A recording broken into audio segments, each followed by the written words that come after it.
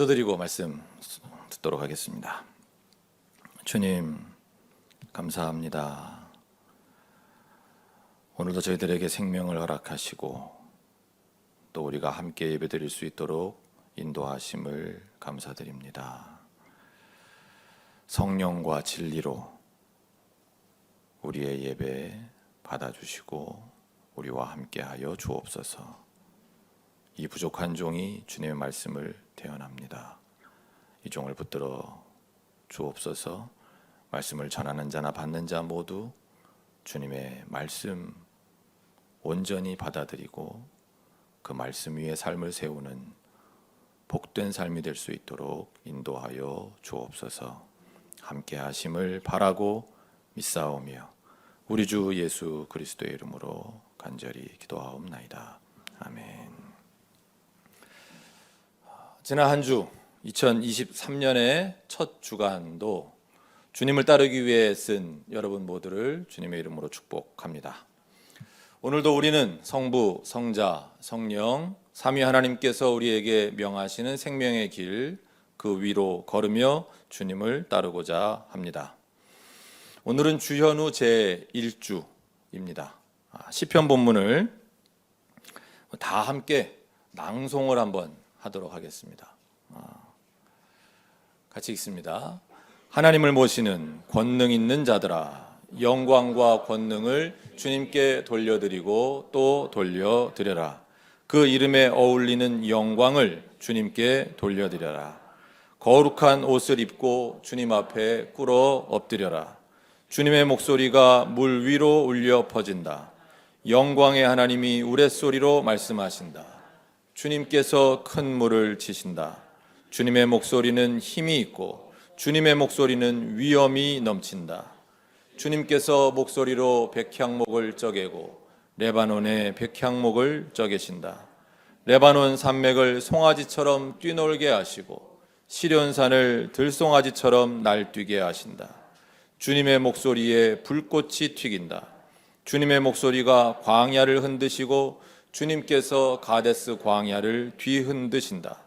주님의 목소리가 암사슴을 놀래켜 낙태하게 하고 우거진 숲조차 벌거숭이로 만드시니 그분의 성전에 모인 사람들이 하나같이 영광하고 외치는구나. 주님께서 범람하는 홍수를 정복하신다. 주님께서 영원토록 왕으로 다스리신다. 주님은 당신을 따르는 백성에게 힘을 주신다. 주님은 당신을 따르는 백성에게 평화의 복을 내리신다. 아멘. 우리 1절과 2절 그리고 마지막 절인 11절만 다시 한번 읽겠습니다. 하나님을 모시는 권능 있는 자들아, 영광과 권능을 주님께 돌려드리고 또 돌려드려라. 그 이름에 어울리는 영광을 주님께 돌려드려라. 거룩한 옷을 입고 주님 앞에 꿇어 엎드려라. 주님은 당신을 따르는 백성에게 힘을 주신다. 주님은 당신을 따르는 백성에게 평화의 복을 내리신다. 아멘. 마태복음 본문은 주현, 하나님의 현현, 하나님이 자신을 나타내신 장면입니다. 예수님이 세례 받으실 때 말이죠. 그래서 지금은 우리가 받은 세례의 의미에 대해 잠시 말씀을 드리겠습니다. 마침 오늘 세례 받는 분들도 계시니까 더욱 그렇게 하려고 합니다. 세례는 우리가 새로 태어난 존재이며 우리가 이미 시작된 하나님의 새로운 세상의 일원임을 알려줍니다. 세례식에 사용되는 그 물은 우리의 죽음을 상징하고 실제로 우리는 새로 태어나기 위해 죽어야 합니다. 옛 창조에 대해서는 죽는 것입니다. 온 세상의 왕이 누구인지를 깨닫고 온 세상의 주님이 누구신지를 깨달은 부름받은 사람은 이제까지의 자신은 죽어야 함을 깨우칩니다. 그것이 우리 머리에 뿌려지는 물로 상징화됩니다. 이렇게 옛 창조에 대해 죽은 우리는 새 창조에 대해서는 살아납니다. 성부, 성자, 성령 삼위일체 하나님의 은총으로 우리는 새로 태어납니다. 주님께서 몸으로 부활하심으로 이 새로 태어남이 결코 상징으로 끝나지 않음을 보여주신 것입니다. 세례받은 우리는 이미 패배한 악에게 지지 않고 이미 시작된 하나님의 새로운 세상의 사람으로 살아가는 것입니다. 죄에 대하여 죽고 그리스도와 함께 살아나는 새로운 삶의 시작은 세례로부터입니다. 오늘 본문에서 세례 받으시는 그 예수님을 통해 자신을 나타내신 하나님께서 이를 확증하십니다. 본래 악마의 자녀, 악마의 종로로 타던 우리는 세례를 통해 우리 자신이 하나님의 사랑받는 자녀임을 확증받는 것입니다. 오늘 그 귀한 세례, 우리 준우와 또 우리 맹숙재 성도님 함께 하게 된 것을 다시 한번 주님의 이름으로 축하를 드립니다. 오늘의 이사야 본문은 야훼의 종, 하나님의 종에 대한 유명한 본문입니다. 예수께서는 이 종이 자신이라고 복음서를 통해 우리에게 알려주셨습니다. 그러나 이 하나님의 종이 예수님 혼자만이라는 뜻은 아닙니다. 우리도 하나님의 종입니다. 좀 전까지 하나님의 사랑받는 자녀라 그러더니 이제는 종이라고 별로 기분이 안 좋은데 이러실 분들이 있을까봐 제가 높아심에 잠깐 설명을 드리면, 여기서 말씀하는 하나님의 종이란 이게 단순한 종과는 좀 결이 다릅니다. 예수님께서도 자신을 이 본문이 가리키는 그 야훼의 종이라고, 하나님의 종이라고 하셨다는 걸 보면 우리가 알 수 있지 않습니까? 이 하나님의 종은 하나님이 기뻐하시는 인물입니다. 따라서 인간의 역사에서는 위대한 인물입니다. 역사의 흐름을 바꿀 정도로 말입니다. 그 인물을 가리켜 야훼의 종, 하나님의 종이라 하신 것입니다. 자, 오해에 대한 설명 이 정도 하고 이제 이사야 본문 속으로 들어가 보겠습니다. 이사야 42장 전체는 야훼, 그러니까 우리가 예전에 여호와라고 틀리게 발음하던 우리 하나님의 이름인데, 그 야훼의 마음에 드는 종과 그 야훼의 분노를 일으키는 이스라엘을 대조하고 있는 장이 이사야 42장인데, 특별히 오늘 본문인 1절부터 9절까지는 야훼의 마음에 기뻐하는 종을 소개하는 그런 장면이 되겠습니다. 근데 이 인물이 좀 독특합니다. 먼저 1절 같이 읽어보겠습니다. 시작. 나의 종을 보아라. 그는 내가 붙들어주는 사람이다. 내가 택한 사람, 내가 마음으로 기뻐하는 사람이다. 내가 그에게 나의 영을 주었으니 그가 뭇 민족에게 공의를 베풀 것이다. 네, 아멘. 하나님과의 특별한 관계에 있는 인물. 그러니까 하나님은 자신의 마음속에 있는 이상적인 종, 이상화된 종을 소개합니다. 사실은 이스라엘 전체가 이런 종이 되기를 바라셨는데 그게 이제 안 되고 있잖아요. 구약의 역사를 보면 계속 그게 안 되는 걸 우리가 보지 않습니까? 그래서 하나님이 택하신 이 종은 하나님의 영을 받아, 야훼의 영을 받아 뭇 민족, 즉 이방에까지 정의를 베푼다 라고 하는 것이 1절의 말씀입니다. 뭐 하는 사람인지 알려주신 거고요. 2절은 이 야훼의 종이 정의를 베푸는 방식을 소개합니다. 2절 읽어보겠습니다. 시작. 그는 소리치거나 목소리를 높이지 않으며 거리에서는 그 소리가 들리지 않게 할 것이다. 그래서 그 야훼의 종 자체가 소리치지 않고 목소리를 높이지 않고 거리의 소리가 들리지 않도록 조용히 말씀하시는 것처럼 본문이 읽히지만 2절은 이렇게 번역될 수 있습니다. 야훼의 종이 정의를 시행하자. 1절에 정의를 시행하신다 그랬잖아요. 정의를 베푸신다 그랬잖아요. 그렇게 정의를 시행하고 나니까 거리에서 아무도 부르짖지 않고 아무도 목소리를 높여 거리에 들리게 하지 않는다. 이렇게 번역이 될 수 있는 구절입니다. 왜 이걸 소개했는지 좀 이따 아시게 될 겁니다. 3절 같이 읽습니다. 그는 상한 갈대를 꺾지 않으며 꺼져가는 등불을 끄지 않으며 진리로 공의를 베풀 것이다. 아멘. 자, 이제 1, 2, 3절 좀 묶어서 제가 잠시 해설을 해드리면, 이 야훼의 종은 정의를 이루실 분인데 그 정의를 이루되 아주 섬세하게 정의를 행하신다는 겁니다. 3절 말씀처럼 그는 상한 갈대를 꺾지 않으며 꺼져가는 등불도 끄지 않는 분이다. 지난주에 말씀드렸죠. 야훼께서는, 우리 하나님께서는 어떤 분이다? 본래 그런 분이다.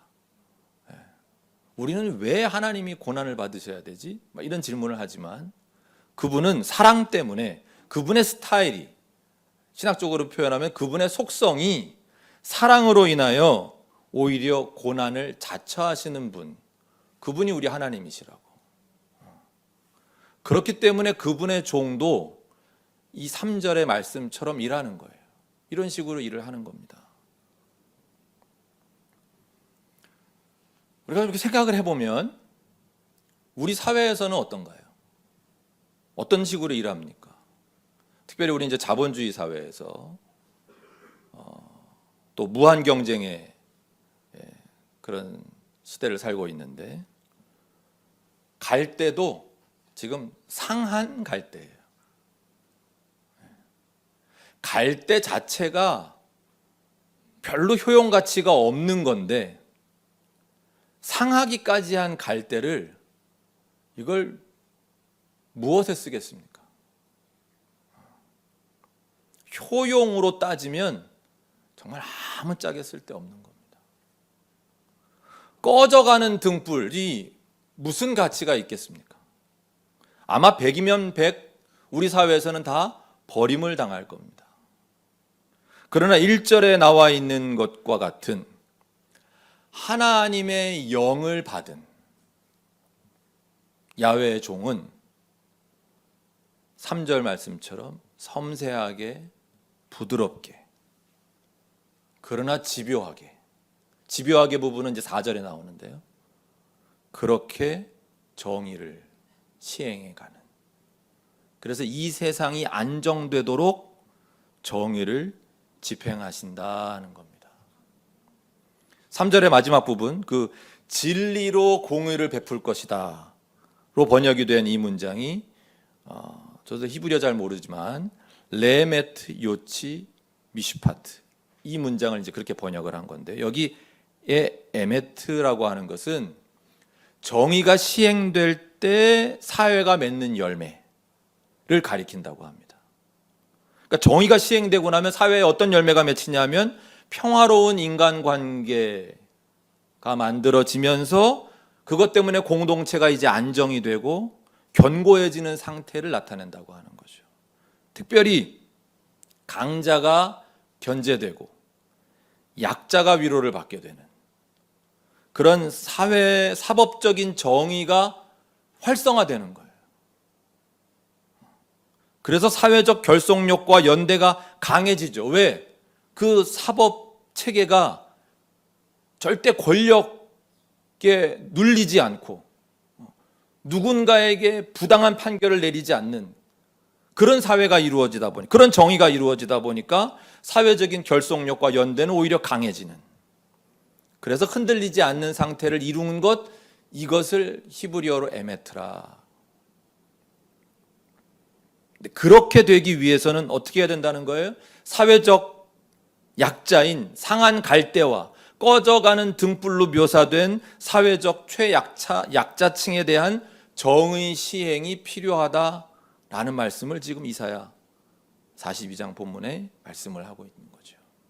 그게 3절까지의 말씀, 하나님의 말씀입니다. 상한 갈대는 누구를 가리킵니까? 여러 가지 이유로 삶이 망가지고 살림살이나 건강 등의 그 토대가 파괴되거나 손상된 그런 개인이나 집단. 상한 갈대는 여러 종류의 폭력이나 악한 세력에 희생당하여 삶의 의지가 꺾여버린 사람들, 한마디로 상한 갈 때는 정의롭지 못한 세상에서 상처받은 사람들입니다. 꺼져가는 등불도 같은 의미입니다.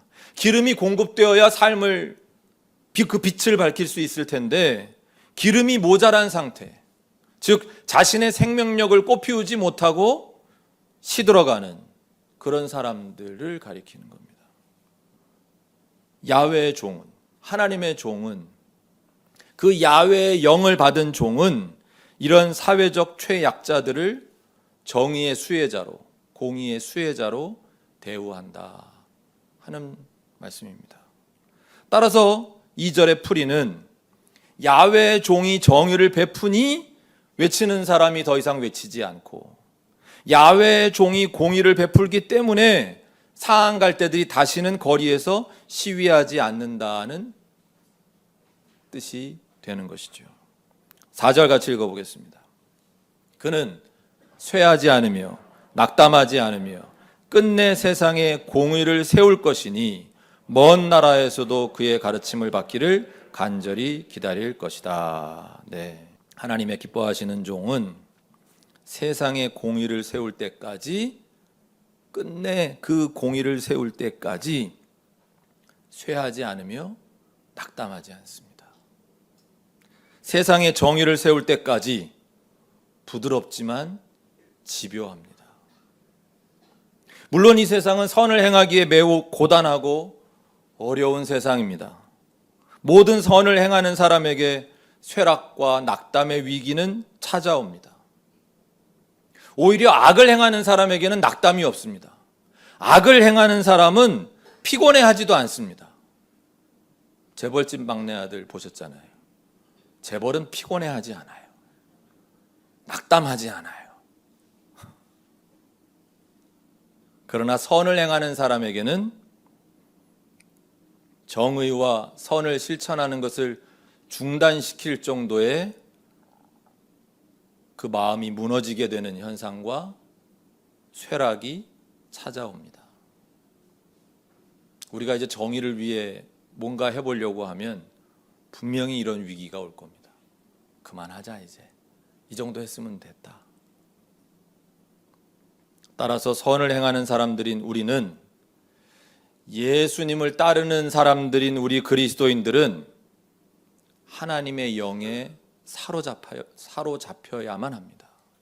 1절, 내가 그에게 나의 영을 주었으니 하셨죠. 하나님의 영에 사로잡힌 사람만이 쇠락과 낙담을 극복하고 세상의 정의를 세우는 일에 투신할 수 있습니다. 그것도 지속적으로 말입니다. 이렇게 끝내 세상의 공의를 세우는 4절, 지속적인 정의 확장이 이루어지면 먼 나라, 온 세상의 끝에까지, 원문에는 이게 어떤 섬들, 뭔가 이렇게 고립되어 있는 어디에선가, 그런 데까지도 그 혜택이 돌아가기 마련이다라는 말씀입니다. 그들 모두 그의 가르침을 받기를 간절히 기다릴 것입니다. 하나님의 스타일, 하나님의 속성을 닮은 사람들, 하나님의 영을 받은 하나님의 종들, 섬세하게, 부드럽게, 그러나 집요하게 정의를 시행해가는 그들이 인생의 중심이 무너지고 망가진 사람들을 불러 모읍니다. 힘들고 병들고 부서지고 망가진 사람들에게 하나님의 사랑과 위로를 전하면서도 그들은 지배하지 않습니다. 사랑하지만 군림하지 않습니다. 그런 사람들이 먼 나라에서도 간절히 기다리는 사람들입니다. 동영상 하나 보시겠습니다. 히브리 대학이라고 유대인의 좀 명문 대학이 있는데 거기에서 노벨상을 받은 전 세계 수상자의 부모를 연구를 했어요. 아버지의 특징이 50% 이상. 창조적 아이들의 아버지의 50%는 일찍 돌아가셨다고 하네요. 그럼 이거 진짜 뭔 말이에요? 아버지가 진짜 돌아가셔야 돼요? 1900년대 초반에 노벨상이 나오는데 그때는 동양 서양 공통적으로 권위주의자가 아버지였대요. 그럼 권위주의라는 건 뭘까요? 권력과 위력으로 남을 제압하려는 것을 권위주의라고 말한대요. 자기 무슨 포지션, 자기 소유, 자기 지식, 자기 근육의 힘, 이런 거. 권위는 필요 없는 게 아니에요. 권위는 권면과 위로가 통하는 사람을 권위라고 해요. 상대방보다 실력은 높고 자세는 낮아야지 권위가 생긴대요. 진짜 권위가 있고 싶다면 실력과 경력과 노하우와 돈과 재능은 쌓으시고 뭐가 낮아야 된다고요? 자세가 낮아야 된다는 거죠. 네, 뭐 아멘으로 화답하실 그런 필요는 없는 영상이었습니다만, 권위와 권위주의에 대한 아주 누구보다 아주 쉽게 와닿게 그렇게 풀어 주신 것 같아요. 우리가 다 알아요. 권위주의는 나쁘다. 권위는 중요한 거지만 권위주의에 사로잡힌 아버지의 자녀는 창조적인 인물이 될 확률이 낮다. 뭐 그런 얘기도 앞에 농담처럼. 네. 노벨상 수상자들의 아버지들은 한 절반은 일찍 돌아가셨다고. 그게 우리 애들에게 도움이 되나? 그런 생각을 잠깐 해봅니다만은, 권위주의에 사로잡히지 않은 아버지면 살아계신 게 훨씬 좋죠. 네, 살아계셔야죠. 권위주의가 뭐라고요? 권력과 위력으로 남을 제압하려고 하는 거. 자기 나이, 특히 우리 한국은 나이 이데올로기가 세잖아요. 자기 나이, 자기 지위, 자기 소유, 자기 지식, 뭐 아니면 자기 근육의 힘, 뭐 이런 거 가지고 남을 제압하려고 하는 게 권위주의다. 근데 권위는 그런 사람들에게는 따라오지 않는다. 누가 그런 사람 좋아하겠어요? 아무도 안 좋아해요. 있는 척하고 아는 척하고 재수 없어요. 반면 권위는 권면과 위로가 통하는 사람이 권위 있다. 사실 권위는 권력과 위력으로서의 그건데 아주 잘 이렇게 저분이 아주 그런 게 있는 것 같아요. 이걸 권면과 위로로. 근데 권위주의자가 권면하고 위로하잖아요. 안 들어요. 마음에 와닿질 않아요. 내가 존경하는 분이 권면하고 위로할 때 그게 내 마음을 움직이는 거지. 그러려면 어떻게 해야 된다고요? 상대방보다 실력은 높아야 되고 자세는 낮아야 된다. 생각할수록 공감이 되더라고요. 우리가 진짜 권위 있는 삶을 살고 싶다면 아까 얘기한 것처럼 실력, 경력, 노하우, 뭐 돈, 재능 이런 건 쌓으시고 자세는 낮춰야 된다.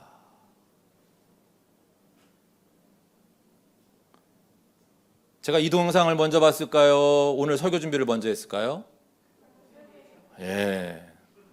제가 오늘 이사야 말씀 묵상하다가 요거 이렇게 짧은 그 유튜브 쇼츠라고 제가 저분 강의 누가 보내주시면 이제 가끔 봤던 게 있어서 그날 짧게 이렇게 왔길래 얼마 안 되니까 살짝 봤는데 어쩜 이사야 말씀하고 딱 떨어맞냐고요.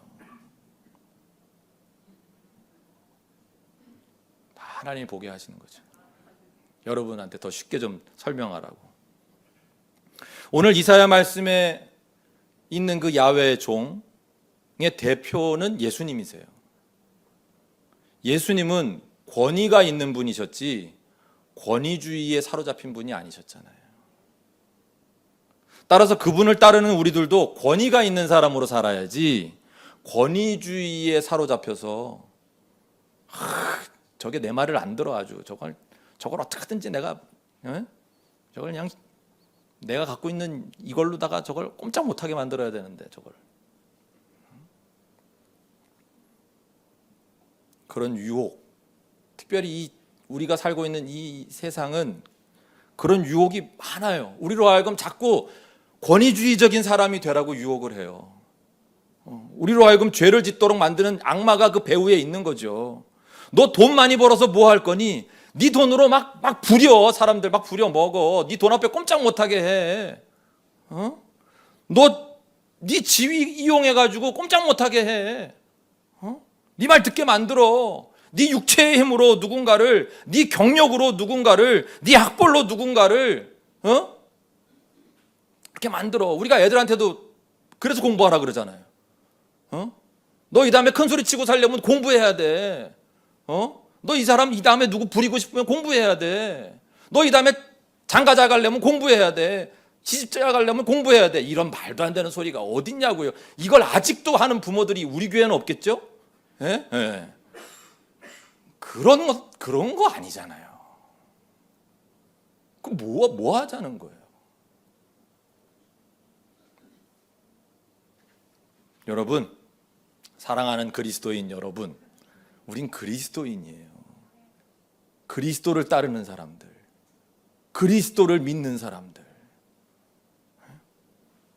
그러니까 우리가 실력은 쌓아야 돼요. 웨슬리 목사님도 그랬어요. 실력 쌓고 돈도 열심히 일하고 열심히 저축하고 투자하고 그러셔도 돼요. 그러나 자세는 낮게. 우리도 하나님의 종이에요. 우리도 야훼의 종이라고요. 그러니까 우리가 하나님의 일인 정의와 아름다움을 위해 일할 거고 사랑을 위해 일할 건데 낮은 자세로 일합시다. 그래야 권위가 생긴대요.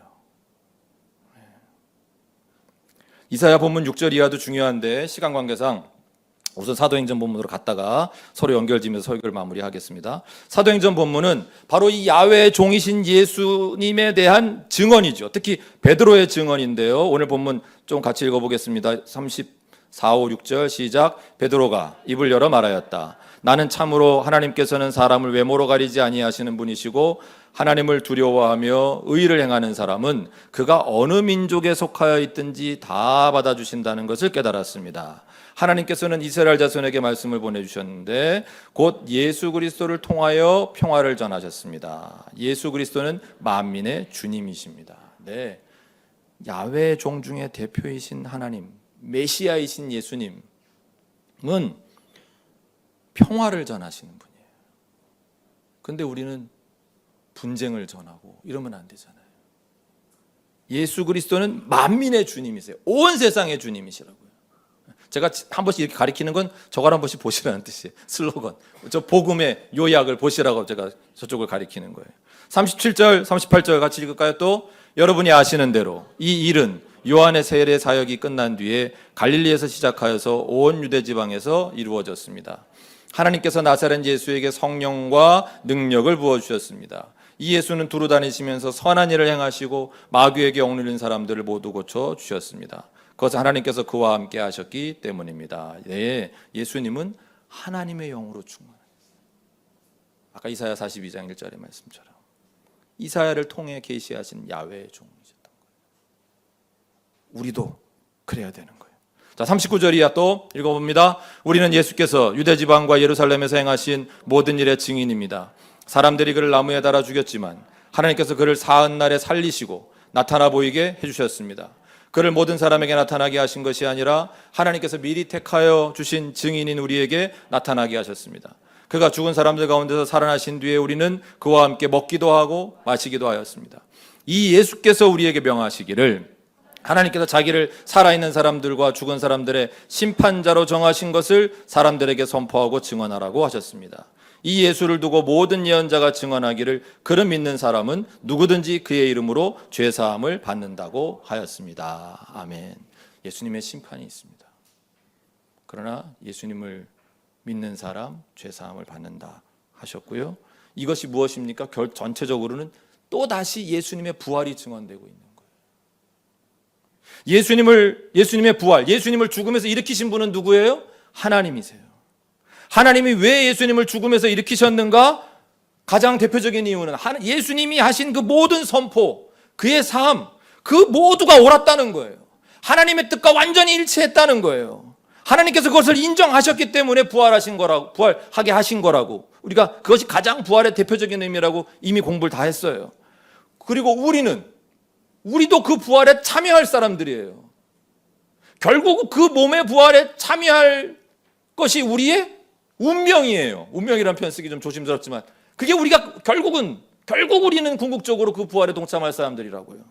그러면 우리는 지금 여기에서 어떻게 살아야 되는 거예요? 그 부활할 그 우리의 새로운 하나님이 이미 시작하신 그 새로운 세상, 지금 우리가 딛고 살아가는 이 세상 가운데 악이 흥왕하고 있지만 그럼에도 불구하고 우리는 우리의 시야는 그 새로운 세상을 바라보면서 그 부활에 참여할 사람답게 살아갈 것입니다. 이사야 본문 6절 이하 다시 예수님과 연결되게 봅니다. 예수님 그리고 그분을 따르는 우리 모두 야훼의 종이라고 이미 말씀드렸어요. 근데 6절에 보니까 하나님께서 왜 우리를 부르셨다고요? 왜 하나님의 종을 부르셨어요? 의를 이루려고 너를 불렀다 그러셨어요. 하나님의 의가 뭐예요? 체데크, 하나님의 사랑이에요. 하나님의 사랑을 이루려고 우리를 부르신 거예요. 창조계의 회복을 이루려고 우리를 부르신 거예요. 새 창조의 핵심적인 역할을 하라고 우리를 부르셨다는 거예요. 그 일은 어떤 모습으로 나타납니까? 6절 읽으시고 7절 여러분 읽어보세요. 우리가 백성의 언약과 이방의 빛이 돼요. 7절에 뭘 해요? 눈을 뜨게 하고 이끌어내고 풀어주는 사람이 되게 하신다 하셨어요. 눈을 뜨게 하는 사람, 이끌어내는 사람, 풀어주는 사람, 그게 우리가 행할 정의와 사랑의 모습인 거예요. 오늘의 설교를 정리하겠습니다. 이사야 46장 12절 13절에 이런 말씀이 있습니다. 내가 승리할 것을 믿지 않는 너희 고집센 백성아, 내가 하는 말을 들어라. 내가 싸워서 이길 날이 가까이 왔다. 그날이 멀지 않다. 내가 이기는 그날은 지체되지 않는다. 내가 시온을 구원하고 이스라엘 안에서 나의 영광을 나타내겠다. 아멘. 예수를 따르는 사람들인 우리는, 하나님의 종이기도 한 우리는 악은 이미 패배했음을, 하나님의 새로운 세상이 이미 시작되었음을, 하나님의 승리가 이미 시작되었음을 믿고, 하나님이 오죽하시면 12절에 이 나의 승리를 믿지 않는 사람들아. 아니, 그렇게 끝나지 않아. 그걸 믿어야 돼. 하나님의 승리를 믿어야 돼 말씀하시는 거예요. 하나님의 승리를 믿고, 그러면 믿는 사람은 어떻게 살아요? 하나님 스타일로 일하는 거예요. 부드럽지만 집요하게 정의를 시행하고, 사랑하지만 군림하지 않는 그런 길로 걸어야 되는 거죠. 권위주의는 버리고 진정한 권위를 얻을 수 있는 태도로 살아야겠죠. 실력은 있지만 자세는 낮은 사람으로.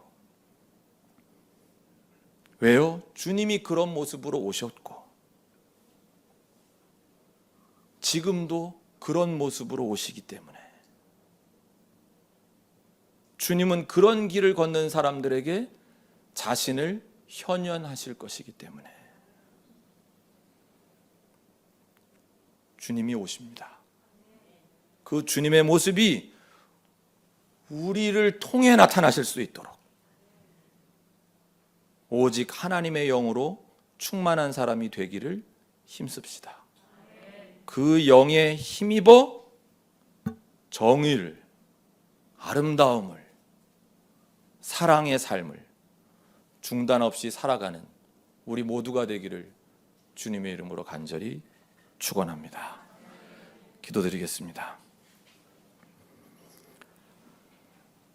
주님, 오시옵소서. 우리 주 예수 그리스도 하나님의 아들이시요, 이 죄인을 그리고 우리를 불쌍히 여기소서. 예수님의 이름으로 기도합니다. 아멘.